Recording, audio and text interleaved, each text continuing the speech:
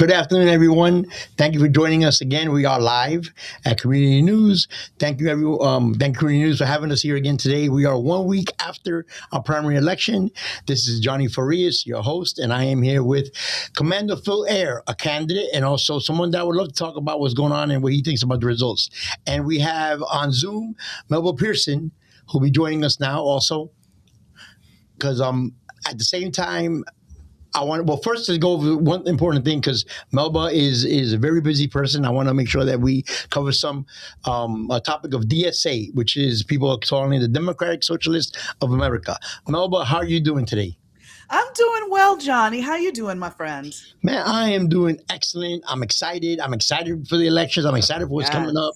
I'm excited for Phil, who didn't have a primary, and we're going to General Phil. How are you doing, Commander? I'm doing great, Johnny. Thank you for having me. Looking forward. Let's dive right into these controversial and really critical topics. Yes, we are. We are. So before we get into the results and stuff, I want to talk about DSA, Democratic Socialists of America. Now, to be clear, none of us here are speaking for DSA. None of us are DSA. Anyway, I imagine none of us are. I know I'm not. I am a Blue Dog Democrat. Just for transparency, I am. But now, Melba, tell us about this DSA thing. Why are people using it? Why is this label so important that we stay away from so people understand that that it's just a label? It's not actually what people are doing. Talk to us. Yeah, so the Republicans especially have been hammering that the Democratic Party has now fallen into socialism and all of this. In my opinion, it is a scare tactic because a lot of people hear the term socialism and freak out thinking, first of all, that socialism is communism, which it isn't. But also, secondly, we've seen how socialism has gone awry in certain South American countries. And so since we have such a huge immigrant population here, folks would immediately be like, oh my God, socialism, it was horrible in my country. We can't have that here. So, but the thing that folks don't realize is number one, a lot of the issues with the socialist governments was more tied to corruption than it was the actual platform thereof of socialism, right? It's human frailties in terms of I'm going to take all these resources and give it to my friends and my family and that sort of thing. When we're talking about socialism here in America, first of all, where do you think we got the term social security? Right? Yes. Like these are what they're talking about are social programs where if you think in Canada, right? Yeah, their taxes are higher, but you can go to the doctor, you can get surgery, all of that, and that is included. It is free. You don't have to pay out of pocket for healthcare, right? We're looking at issues in terms of voting. So one of the part of the platform of DSA is expanding voting to all, making sure like, hey, you turn 18, you immediately are registered to vote. Election day is a holiday, making it easier for people to participate in democracy. So that whole screaming socialism label is not what it's being held out to be.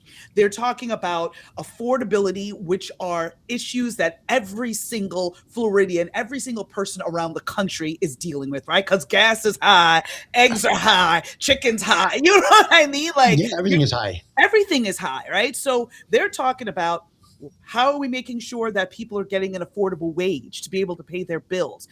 What are we doing in terms of housing? Making sure that corporations are staying out of housing and that they're not buying up a whole bunch of properties to turn into Airbnbs, right? And making sure that the average person can actually live somewhat close to where they work, right? And not have to commute from 3 counties over. Right. Which I have a question. Now you say that. Byron Donalds he's talking about that also. So does that make him a socialist? And that's the thing, right? Because again, that's why I always say ignore the labels, look at the platform. Yeah, I don't care how you identify. What do you plan to do if you are elected? Period. End of story. Yes, and you know what? I did some homework. I looked it up, and some of the things, and I asked Gemini. I'm a big Gemini person. I asked Gemini, give me the good and the bad of what people are saying about DSA. And I put exactly Democrats of America. And it said the good things are they organize lots of volunteers and activists around labor rights, which, hey, I'm an electrician. I'm a blue collar worker. Labor is important to us. I think it should be important to everybody, what party you come from. And as a veteran, I mean, that's we put in a lot of labor because people think that because you're a veteran, you got to, while you're waiting for orders, you're out there cleaning, doing stuff, doing things that are not normally in your rate, but you got to help out no matter what. Housing, healthcare, and anti-poverty politics. And supporters say it gives younger and working class people a way to get involved in politics outside the normal party system. So, I mean, if you think about it, both parties are speaking about that. Mm-hmm. So I feel, in my opinion, again, that I think they're using this as a scare tactic, like you said, because it's the only thing they have left. Okay, they've done ruined and run down on the abortion thing because they played that out now and it backfired on them. Now they can't use that. The immigration thing backfired on them too because they see that Hispanics is a big voting bloc. You're getting rid of the people actually doing the work out there. So that's backfired on them. So what they have left is the socialist thing. And then when you look at it, I'm only talking about the state of Florida, okay? 4.9 million residents, and this is people that vote. I'm not talking about non-voters, voting people that are registered to vote. Out of the 13.4 million registered voters, 4.9 million are on Social Security, which is a socialist program. 5.2 million are on Medicare, which is also a socialist program. 4.2 million of those are on Medicaid, which the city of Hialeah is the biggest Medicaid user in the country. Mm-hmm. And the SNAP, 2.8 million. And something that I did not know, that farm subsidies and the FEMA relief is also a social program. So when there's a storm and all these farms need the money to repair, to replace, to keep growing, it's, according to this, is a socialist program. Again, I'm not an expert. I only go by what I pulled out and what I read. I let the experts, but I mean, and because I'm not an expert, if someone else has an opinion on this and wants to correct it, please feel free, jump on, let us know. But as far as I see, that's what this is. Phil, what do you think about this? Well, I have some things to say, and I will come at it with a completely different perspective, with all due respect here. I completely reject socialism. I completely reject the DSA label, and words do matter. Words matter in the context of the people in South Florida who have been ripped apart, their families torn apart down in Cuba, in Venezuela, an entire economy destroyed by socialism ideology as practiced and as coming out of this academic thought that you and I and Melba have kind of started here. But But the people of South Florida do not want socialism. I do not want socialism. We are being destroyed from within by labels. Yes, it's a tactic and it's a scare tactic, but guess what? It has reality. It has reality on the people whose door I knock on, and they come out and they start talking to me about being their brothers and families continuing to starve and die in portions of Venezuela or Cuba. These sentiments are real, and we can have an academic discussion about this, that, and the other thing, and try to put this word socialism as it's applied in Northern Europe or in Canada or even here in the United States with Social Security and these other programs. But it is wrong to think that the label does not matter. The label has a visceral meaning of life and death, of starvation and cruelty that I completely reject. So in my campaign and for my people that I'm going to be representing in Congress, I'm going to destroy communism, and I'm going to destroy that portion of thought that is branded DSA and is branded socialism that leads to the slide we see in Colombia, in Venezuela, the slide we saw now starting to turn around in Colombia, and the destruction of Cuba. Okay. The socialist kind of programs that have grown up in the Nordic states and Northern Europe come from a completely different angle, and that is something that we have in our country a little bit, and which is capitalism. We have a lot of capitalism here. I'm in the lane of political and economic votes in the Congress when I assume my role in the next Congress to be a capitalist with rules, with rules that do not exploit workers, with rules that make sure there is a safety net for dignity all across our economy. As a business owner, I'm considered a capitalist. I believe I'm a capitalist. I'm a business owner. It would be much more productive, Johnny, for us to talk about capitalism than go into socialism. Melba, tell me, what do you think about what Philip just said? Give me your opinion on that. But I mean, it's like you're trying to have it both ways, right? You want to have the socialism without the label. And again, the issues in Colombia, in Venezuela, in Cuba, it's not socialism. That's the issue. It's the leaders that are corrupt. It's the leaders that have been mismanaging. It's the leaders that have been stealing. Socialism is not the problem. The people are.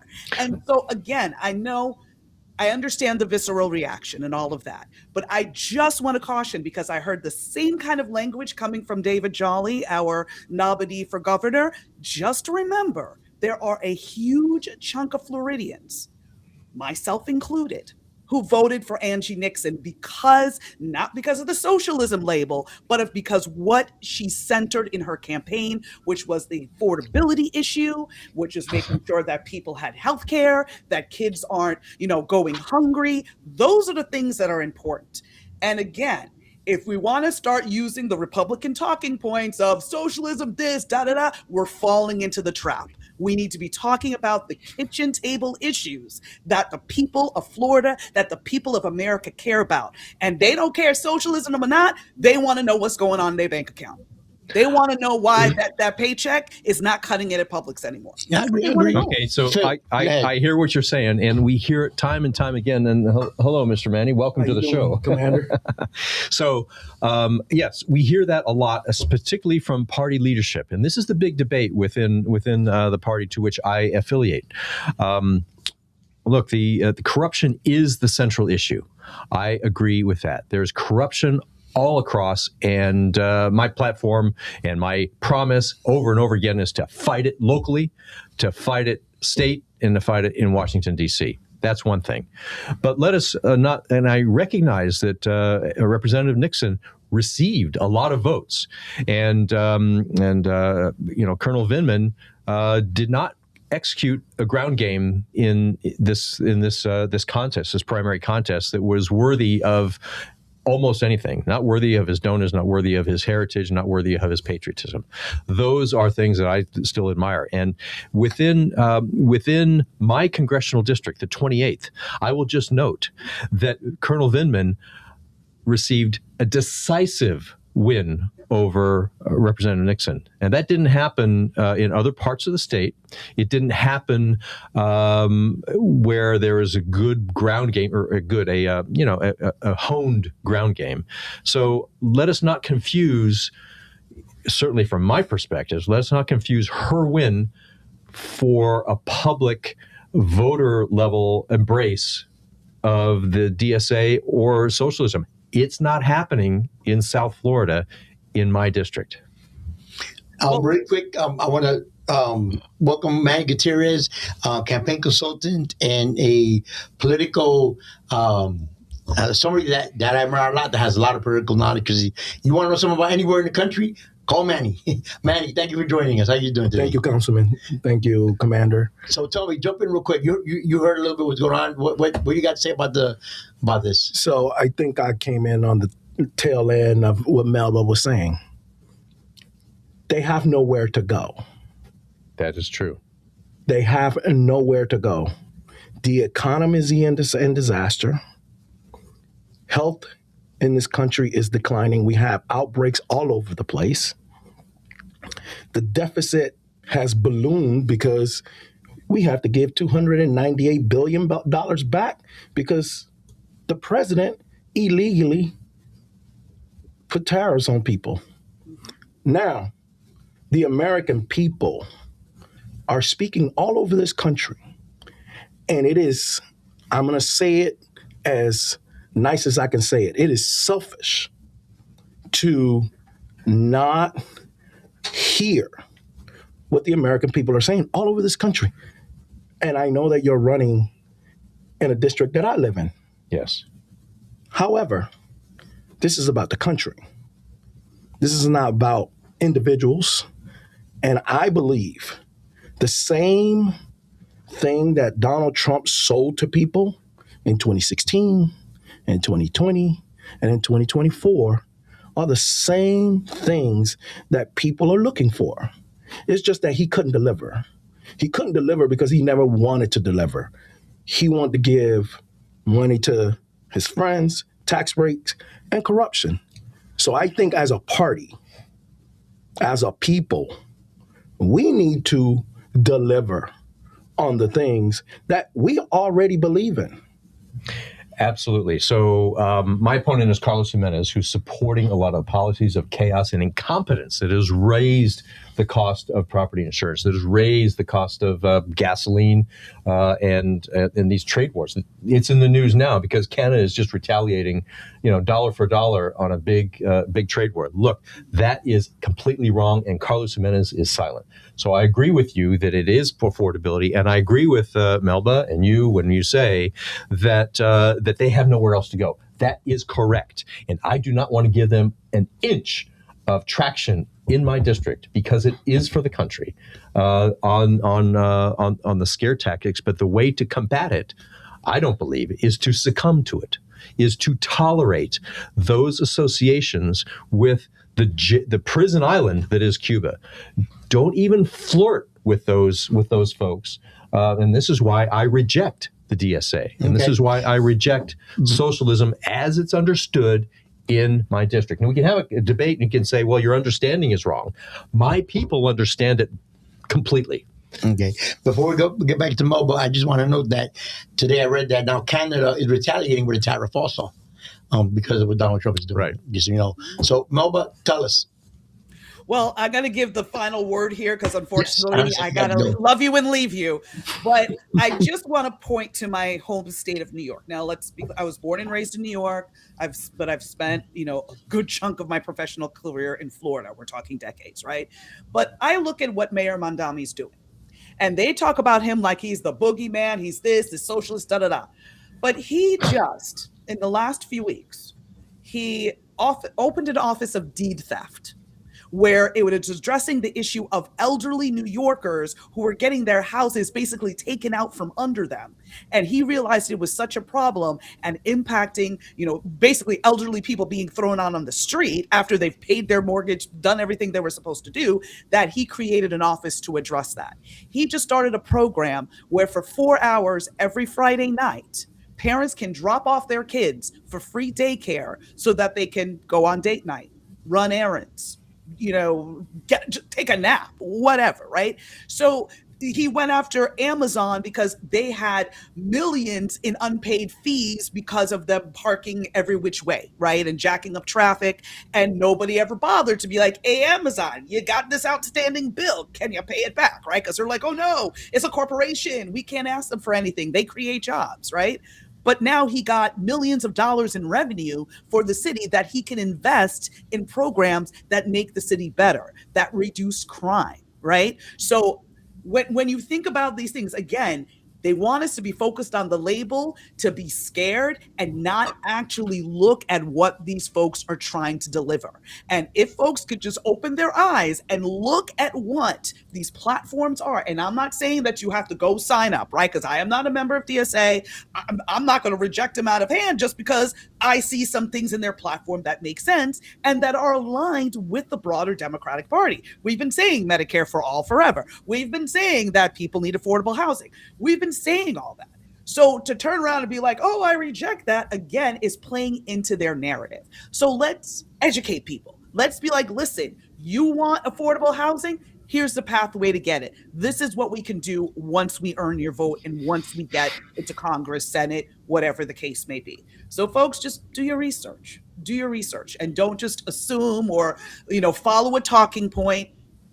Look at the platforms of the people that are running and take that into consideration before you vote, rather than just right off the rip, oh, they're labeled as such and such, I'm not even going to look at them, because you could be voting against your own interests. Yes. Okay. Thank you very much, Melba. I know you got to go. Hopefully we have another show. We can get you in here. Sounds good. Take care, my friends. All right. All right. So what she said was connections. What I heard was the strong, success of Mayor Mandami connecting with people in New York on practical solutions. I don't know that particular policy on how he's paying for it. That's fine. He and the people of New York City will figure that out. Or maybe they are figuring it out. I don't know. But what I like about any public servant is the connection. And the connection is the main thing. That's what I think Melba was saying is Right. her central point. But she's also saying we've been fighting for these things all along. I haven't been fighting for Medicare for all. No, I have not. And as a matter of fact, I've rejected it I've rejected it because I didn't understand where the money would come from. In a place where we have, $40 trillion in national debt, we need to get our hands around those practical economic things at the macro level, like the debt, like the affordability of housing insurance, healthcare, groceries, etc. And those are the things where the capitalist approach, regulated to a reasonable extent for the normal guy on the street, the woman on the street, that's where we need to focus our energy. Doing research on the DSA. Well, to take that mantle and say, like Rep. Nixon is doing, here's the DSA. I mean, she's going to develop her campaign, fine. And the candidate, David Jolly, is figuring out how to work with that on a consolidated ticket. Well, I don't think I'm part of a consolidated ticket. I am my own man. I am working to, aspiring to represent the people in one district, not the nation, one district, with my best judgment, but one district, and that's here in South Florida. Look at what the DSA publishes at the national level, and you'll see defund things. You'll see abolish some of the principles of checks and balances in our Constitution. Those political, written down, published, reaffirmed lately platform items are things that, yes, I've heard Representative Nixon say she doesn't want this, she doesn't want that. Okay, then in balance, you say you want it both ways. You want the excitement of some fad DSA that is dangerous and undermining the foundation of our Constitution. Manny, I see you itching there to say something. Let's go. Talk to us. So how do you feel? My mom just turned 81 on Saturday. I love her to death. Outside of my daughters, she's it. And I don't agree with her 100% of the times. So if I can't agree with the one person in this world that I love the most, you're never going to agree with every platform. Matter of fact, I was a DNC delegate in 2024, and I looked at the platform, and I disagreed with some of it. However, I'm an 80-20 type of person. But let me point something else out. You said something that caught my ear. Okay. And it's a false narrative. Government has the money to do whatever it wants. It is just the will of the people that are allocating the money. We can see it right now. They spent $2 trillion on tax cuts for the richest people in the world. You got balls. You got little gold horses in Washington, D.C. They fixing a pool. It's priorities. So I don't ever want to hear that we can't give Americans health care. Food stamps for the people that need it the most. It's a false narrative. Yes, $40 trillion is abhorrent. But you know what? Since Ronald Reagan, the only people that reduce the deficits are Democrats. Every Republican since Reagan has ballooned the deficit. And part of my healthcare plan, my healthcare is centered on an act that has substance to it, which is the Healthcare Stabilization and Program Choice Act. It's taking essentially many of the proposals we've been talking about in the public square for a long time, of transparency, of competition, of making sure of portability, of making sure that you have access to a doctor, and actually getting those done with the new Congress. And that is my focus. Those types of rather than a single payer system. I don't agree with a single payer system right now. And the reason I don't is because an enduring system is something that gains bipartisan support. We still have a fractured country, and we still have a very contentious, broken Congress. What we can do in my act is to get the healthcare costs down with having honest discussions and negotiations with folks who just would rather say, hey, if you're sick, you're on your own. No, that's not it.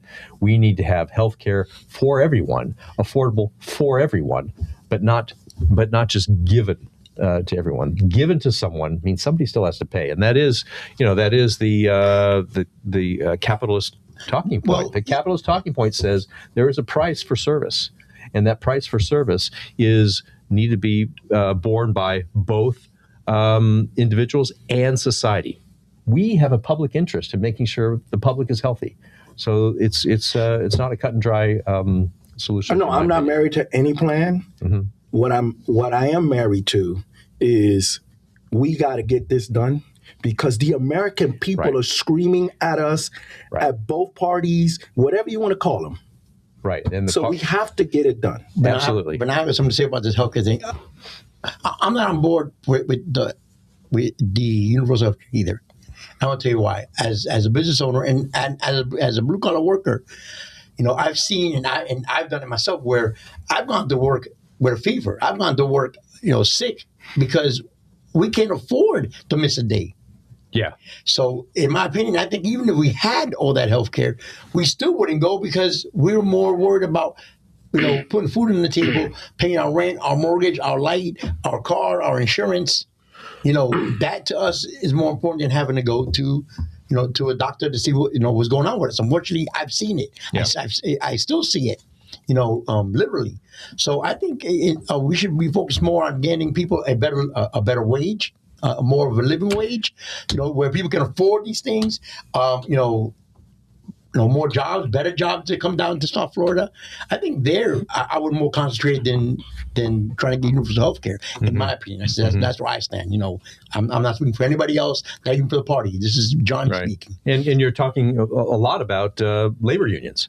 Yes. I'm proud to be endorsed by a local labor union in the building trades, the IBEW local here in Miami. Mm-hmm. The reason they're doing that is because they recognize that I come from the United States Navy, as you do, and as you do, where we take care of ourselves. We take care of ourselves as a crew, as a family underway at sea, and extended to our families who are left behind as we deploy. But I disagree with both of you. Oh, yeah, that's fine. Because what we're doing is giving a false choice to people. The VA has the second highest budget in the federal government. And that's a socialized system. In discretionary spending. It's the only other department is the Department of Defense. Now, do we want not to take care of our veterans? We must take better care of our veterans. Okay. So the reason I'm bringing that up is because we need to talk about a holistic approach, right? Johnny said that, people will go to work sick because they have to put food on the table. But that's a problem. It's called enhancing FMLA, enhancing sick leave for people. One thing we do know, every successful company tells you a workforce that's healthy is more productive. Yeah. So, these are false narratives. We have the wherewithal in this country to provide for people at the bottom because we must. And as a service member, to me, $1 trillion of the Department of Defense, it is unbelievable. It's just this. It's not just the bloated defense budget. It is the priorities within it from a Congress that is not understanding the future of warfare, the present of warfare. Yeah. Else we would have been on top of on top of the drone war, on top of the electronic warfare that goes along with that, in top of the Instead of buying information, Abraham tanks. that sort of thing, right? So our force is in many respects obsolete. Yes, there's a lot of savings that can be done. And again, back to my opponent, Carlos Jimenez, he's on the House Armed Services Committee. He's responsible for the lack of care that we see on the USS Lincoln Carrier Strike Group, and many other things that have reduced readiness, reduced our capability to defend the United States. And it's just terrible. But back to healthcare. Healthcare for the American people is mandatory. It is a baseline for what we need. And it's a question, I believe, of approach. Are we going to provide it with a single payer system, or are we going to provide it with capitalistic competition, inherent competition, to get rid of the monopolies that come from hospitals to doctors to clinics to prescription benefit advisors, without the transparent billing. The transparent billing is one of the items in my bill that needs to be addressed in a Manny past. came up with that idea also because I get in the military, and I remember if I would even sneeze or feel down, you go to medical, and they give you the whole day off to get better, and they give you the medicine and everything because they don't want you sick on the job. So, like what Michael Wang said, we know that a healthy workforce makes for a stronger company, and the military is a big good example of it. Because I remember getting sick and they're telling me, go back, rest, the whole day, even if you're sneezing. And you really needed it too, didn't you? Yeah, of course. I bet you did. Yeah. I want to pick this topic up again, so we're going to have another one on this. But I want to go into real quick the results. We're a week away from our primary election that we just had. Okay, I want to start with Manny. Manny, results. What do you think today? Byron Donalds picked Brian Avila as his lieutenant governor. Okay, give me on that. What do you think of the results? Are you happy with them? Do you think it could have done better? Talk to me. Byron Donalds picking Brian Avila is the quintessential rot in the Republican Party in Florida. But they have a plan, a blueprint. Lopez Cantera, Nunez, now Brian Avila, right? But it's a rot that they're using again and again. So I don't have much to say about that. I mean, it's the same song and dance. The primaries. It is, to a certain extent, disheartening how communities are so disinformed. Now, I'm in the political space.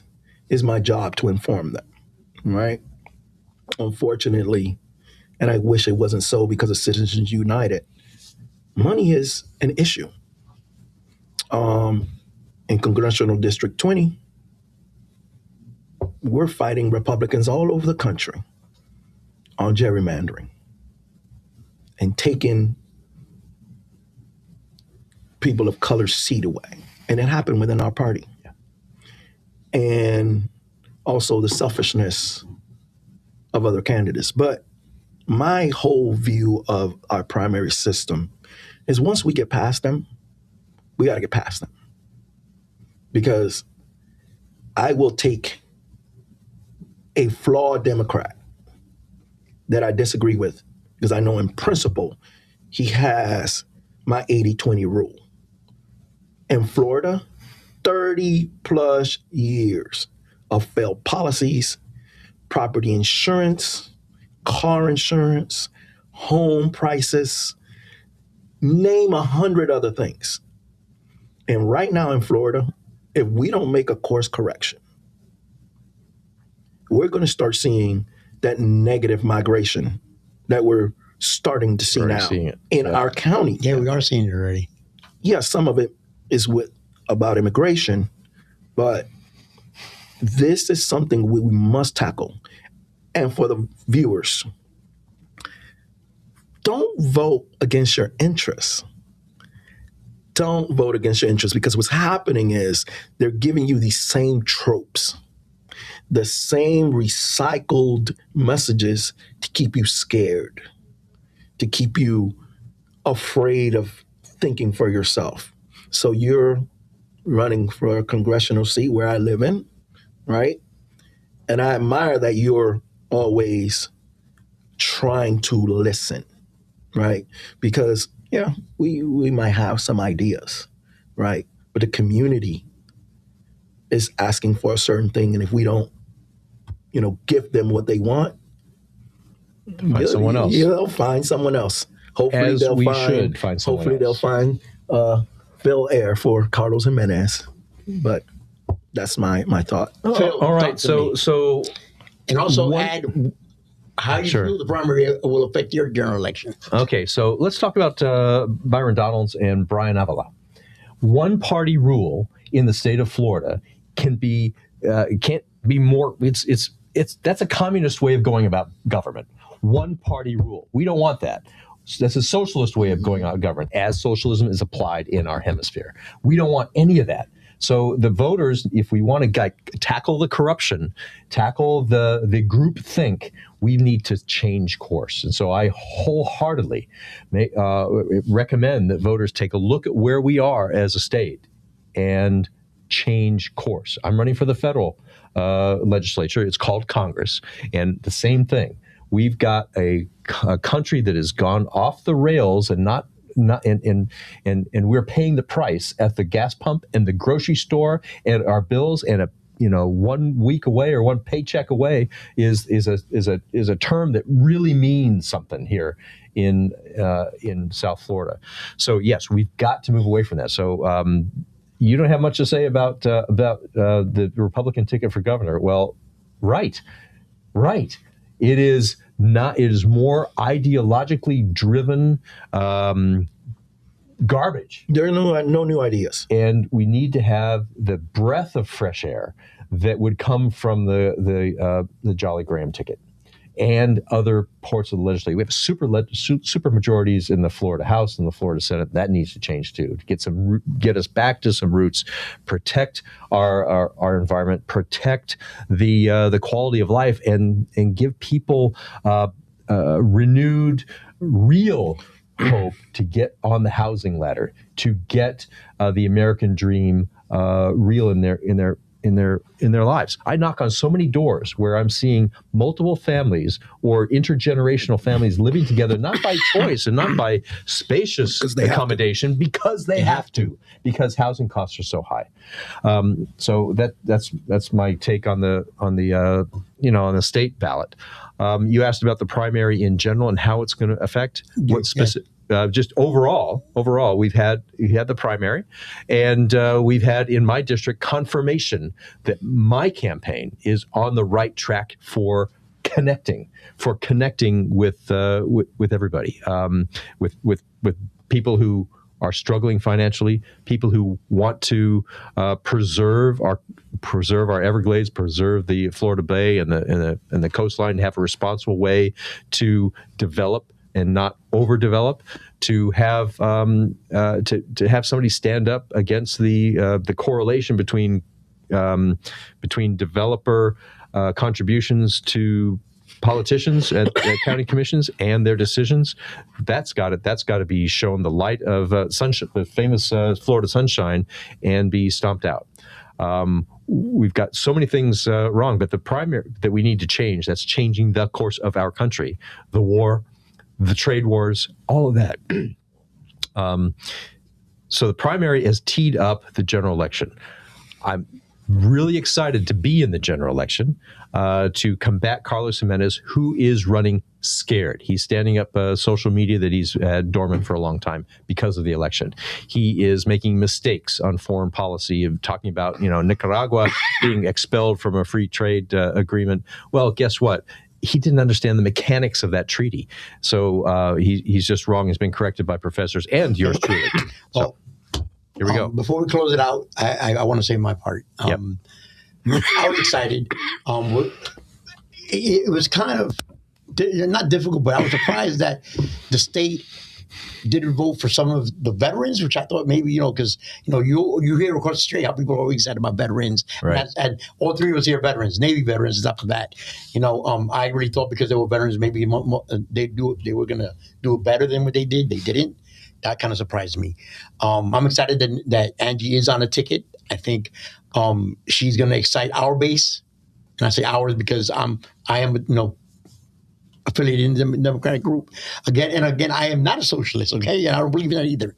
I was born in Ecuador, and there they have socialist stuff, obviously, because, and like Melba said, those countries, the socialists there is not what is here at all. So people, please stay away from the label. Don't worry about the label. We're going into general election. Like Manny said, we have priorities that we need to talk about, and we need to consider our candidates on what they're going to do as far as fixing our problems now in housing, and why the gas is so high, and why food is so high. Right.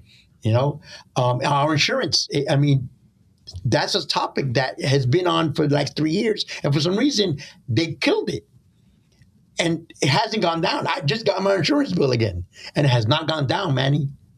Okay, so ask yourself. Forget about party. Forget about labels. Has your bills gotten cheaper? Has your life gotten any better? That's what you need to start talking about now. I'm excited for the election coming up. I am excited because we live in a democratic country. So no matter what happens at the end of the day, I love this country. I fought for this country. Like I said, I'm a Navy veteran, just as you guys are. I'm, like Manny says, please do not vote against your own interest. To see what's going on, get involved. I wish you the best of luck, Phil. I'm excited for you to be there also. So to close out, Manny, let's close this out. What do you got to say? Last words? I want to talk about Stronger Miami. Stronger Miami right now is back to the people. Stronger Miami is trying to increase the commission in the city of Miami from 5 to 9, and move the elections to even years. So not 10,000 people are voting for elected officials in the city of Miami that have 500,000 folks, or almost 500,000 people. So please go to strongermiami.org to take a look at how we're going to go directly to the people to get this on the ballot. There you go. Phil? And I appreciate the opportunity to be here and to speak with you, Manny, again, and Johnny. And for the audience, go to ehrforcongress.us. That's EHRFOR Congress.us. We are recruiting volunteers to help us knock on doors, to help us make phone calls, and of course for contributions of financial, because every dollar allows us to connect more deeply and broadly across the 28th congressional district, and we are winning. I am your change candidate, and I appreciate that you want change also. So let's get together and deliver the change on all of the practical aspects of life, the quality, the costs, the integrity that we all deserve from our government. There you go. Thank you. Well, thank you for tuning in. Thank you for listening to us. Thank you for giving me the opportunity to be here in front of everyone and bringing you news, bringing you information that is much needed. So here you have Stronger Miami. Look into it. They're doing great things. We need a Stronger Miami, period. So, Manny, thank you for doing that. Got Phil Air for Congress. Look them up. See what's going on. And to any candidate, anybody, you have something, call me. Let's get you on the show. Let's talk about this, because that's what this is about. Bring information to everybody, okay? I don't discriminate anybody. Republican want to come on down. MPA, Democrat, come on down. Let's talk, because every issue is important. We are, at the end of the day, we're neighbors. We're people who live in Miami. We need to make a stronger Miami. Thank you, everybody. See you next Tuesday. Be safe.